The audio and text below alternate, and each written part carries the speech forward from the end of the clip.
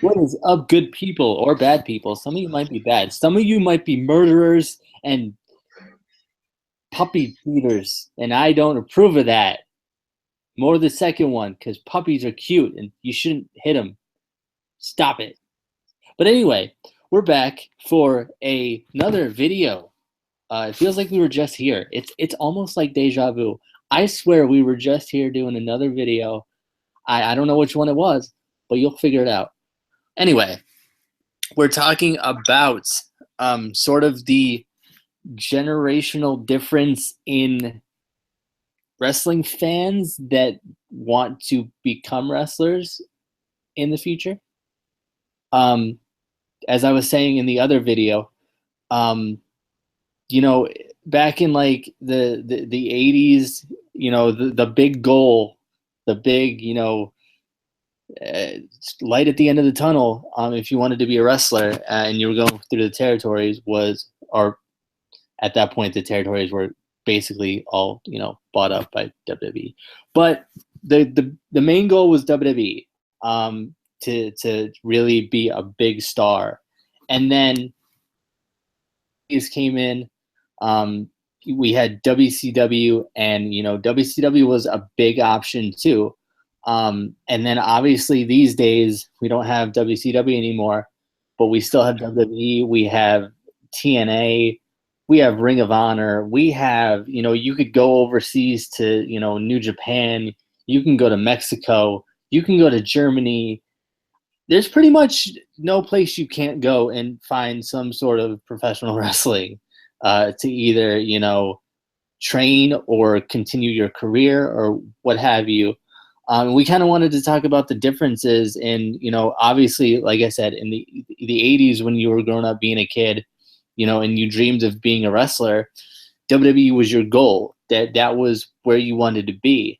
And then in the 90s, you wanted to go still be a WWE superstar, or you wanted to go to WCW. And now it's kind of, I wonder if there's some kids that, more want to be like a TNA wrestler when they grow up. Do some of them want to go to Ring of Honor when they grow up? Are some of them wanting to go to New Japan or overseas anywhere? Just because WWE isn't really the only option. Obviously, it's still arguably the biggest option, but you see all these other stars and how much more talented they are, that we argue all the time, that have gone other routes before. They didn't just try to go right to WWE. Obviously, a lot of them, their goal still was WWE, because they grew up watching it. But I mean, we're getting into a whole new generation now, and there's always new generations. But any thoughts on the different generations of fans wanting to become wrestlers? Because we have so much insight in that, because we obviously both wrestle. Oh yeah, it's my first goal.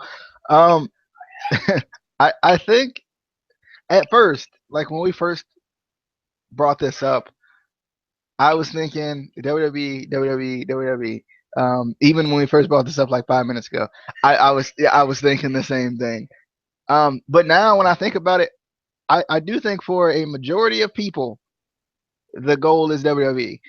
Especially like if you were born when I was born, so in like '95, even I think 1990, and a little bit ahead of that, I still think the goal would be WWE, because that's what you grew up with. And that's what, and a lot of times you always dream of working for the company that you grew up watching, especially if you're going to be a wrestler in particular. You grew up watching WWE, so you want to be a part of that company as a wrestler is kind of the thing. But I feel like now when I look at someone, I think of Rabbit for example, and like if Rabbit was to be like, I want to become a wrestler, I want to be like Scott Steiner, because I know you love Scott Steiner. Um, you know, like someone like him and someone like Sharia would be another example that I would think of, that are like for the most part exclusively fans of like TNA. Um, I feel like they would want to go, kind of maybe the TNA route, just because they feel like they get more opportunities and whatnot like that, and they feel like they'd actually get a chance to do what they would love to do, in their particular situations. Um, but for the most part, I feel like there are a lot more avenues. But I think I think the thing is, like, I feel like some of these avenues are for a lot of people are like places to kind of get your feet wet, places to get started, and then you want to be, you want to go higher than this place. Because even with Ring of Honor, as much as I love Ring of Honor, I still feel like there's a lot of guys in Ring of Honor who want to go higher, whether that be TNA or whether that be WWE, even New Japan to a certain degree. Um, I feel like a lot of that, you know, there's just I think the main avenues to like the highest piece you can be, I feel like is more than likely TNA, WWE, and probably New Japan. But I think to a certain degree, people kind of look down on New Japan because they're in such close proximity to Ring of Honor because they work with Ring of Honor so much. And I think that's kind of a thing too. I think a lot of people, especially American fans, that don't really know New Japan, feel like they're an indie and one of them indie feds. They feel like they're like an indie company when in actuality they might be. I mean, not non-American, one of the biggest, definitely the biggest in Japan. So I feel like I think a lot of times, in my opinion, I feel like from a fan's perspective, I think the goal is to get to the three main the three biggest ones. But I think for a majority of people, the goal is to get to WWE. Now, if TNA is able to continue to last like they have, coming up on 15 years, I think next year, and then if they can even last longer than that to 20, 25, 30, however many years it is, um, you know, I feel like they're gonna be kind of in that area too, where people want to kind of where TNA is like that kind of company that everybody wants to go to. Because I think TNA right now is like, from a fan's perspective, it kind of depends on what you watch. It kind of depends on what you think of the company. It's kind of how you go to it. But I feel like definitely the indies, in my opinion, are places where people want to get their feet wet and they want to go to something that's on a major television outlet or whatever. And just in my opinion, and I forgot about Lucha Underground. That's another one. Yeah, because everybody wants to go to Lucha Underground. Yeah, that's the big I one. went there once. I went there once. I did. But Yeah.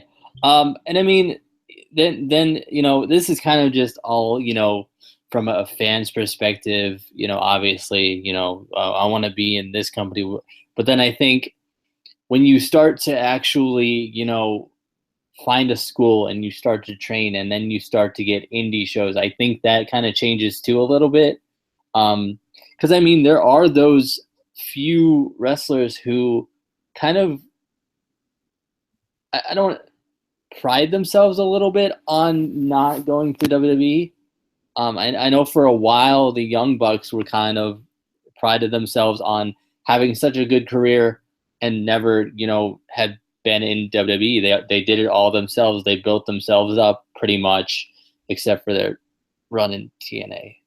but when you think about it though, to go back to their run in TNA, albeit it wasn't the greatest run of all time or anything, It's terrible. but that, that was kind of what I was trying to say though. Like that, they were trying to get their feet wet to go to somewhere that was bigger, which is what I felt like. Now, if you feel like you can be successful in the indies, you would probably stay in the indies. But like, for example, if you're like a sportscaster or something, you don't want to stay at the neighborhood network for your entire life. More than likely, But then I feel like there's some guys who work long enough that they know they'll get paid enough in these indie feds to kind of survive and have a good life. I mean, there's guys like Colt Cabana who kind of likes that freedom of freelancing a little bit. I know he was kind of I think he was trying to negotiate something with Ring of Honor where he only works so many shows, or he can still go to other shows. Kind of having that freedom, and obviously you don't really have that freedom anymore when you sign with the WWE. When you sign with the WWE, you're with the WWE, and if you're not getting matches, it's not like you can go to the local indie fed and get a match, or you can go to another company. You're kind of stuck. And I think that's another thing when you get into actually wrestling. You want to wrestle. You want to get that money, money. Sorry. Dollar. Nobody likes Shane. Come on, it's Shane McMahon. What's wrong with you? But yeah, I mean, it was just something I kind of was thinking about for a while there, just because obviously some people might want to go to a different company, especially if you hear certain things like certain guys, certain sizes of guys don't get treated as well. I mean, obviously they started the cruiserweight division, but we don't have any long-term goals for that with the WWE, because at the end of the day it's still the big guys that they want. But I don't know. I don't know.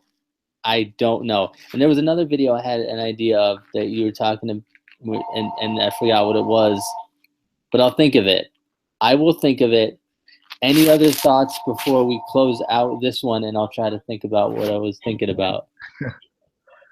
I feel like it is kind of hard for us to say, because we are like just fans. We're not like training to be wrestlers or anything, or even like really thinking about training to be wrestlers or anything.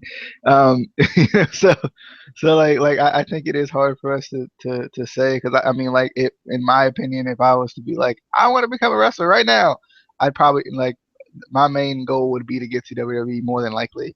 I don't care if I am small. Like, I think that, like, it's kind of I think there's something about getting to the biggest stage that is kind of like one of your like bucket list items or something. Especially like depending on what you want to be. Like, for example, if you're if you're a football player, you want to be in the NFL, albeit you want to play in the NFL, but still, if you get drafted in some form or fashion, you're in the NFL, even though you suck and you can't play. Still, you made it to the NFL. Now you now you may go to the CFL or to the AF. Oh, don't go to the AFL or the AFL. But I think you always go to. I feel like you always go to those places to go back to the NFL, to try to get eyes back on you to go to the NFL. And that's always kind of been my opinion. You always want to be in the biggest company or second biggest company, or maybe third biggest company between New Japan, WWE, TNA. I always feel like that you want to be in the bigger company. That's like, I always feel like that was a main goal of a lot of wrestlers growing up. Yeah, I'm still trying to think of what I was thinking of, and I can't think of what I was thinking of. But yeah, dream big, kids, and one day you might make it to the AFL. It's really not that bad. It's not. It's that bad. It's that bad. It's unwatchable. I've watched a couple AFL games, and it was unwatchable. You turned it off. Like there was curiosity, because I was like, why he start running before the play start? Why is that allowed? And it's weird, and the teams are weird, and it's just what your dream needs to be is that they bring back the XFL. That's where it was at. The XFL. That was the big one. He hate me. Oh, my favorite player of all time. He hate me. But yeah. Anyway, just follow us on Twitter. I don't know why I always point down, because we never put it in the description. We never have our lower thirds up, but I'm just automatically doing this all the time. Follow us on Twitter, ICW _podcast. Go do my GoFundMe thing that I haven't really actually made, but I thought about it. I thought about making a GoFundMe to move to Ohio. I did. He's not gonna make it. I might just to see if anyone actually donates, because that would be awesome. We will see you on the flippity of the dippities. Oh yeah.